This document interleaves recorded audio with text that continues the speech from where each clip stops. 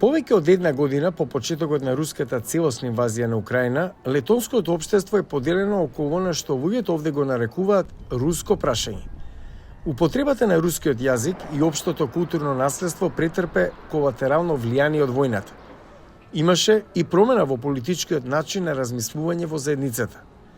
До почетокот на конфликтот, летонско-руско јазичната заедница беше тесно поврзан блок, кој, велат наблюдувачите, има тенденција да биде пријателски настроена кон Кремљ.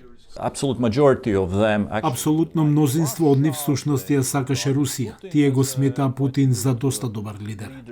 Но кога руските тенкови ја премина украинската граница пред повеќе од една година, духовите на советската окупација на Летонија се вратија во главите на многу летонци кои верува дека Летонија може да биде следниот чекор за рускиот империализам. Не се работи само за мали промени на постоечките граници. Ова е за многу повеќе, доминација во многу големи делови од светот.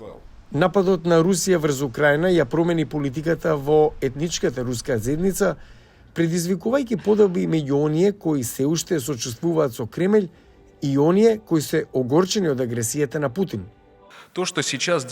Она што руските власти го прават во моментов, војната во Украина, тоа е зло.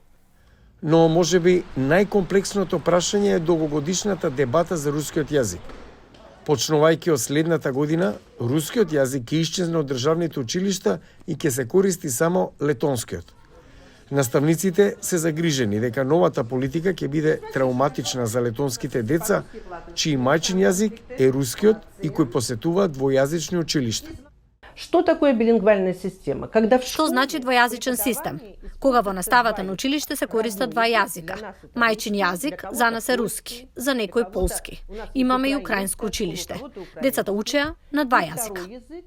Во Летонија исто така бесне жестока дебата за тоа што да се прави со руските композитори, дела, уметници, а летонскиот народен театар доби критики што продолжи да изведува дела од Чајковски.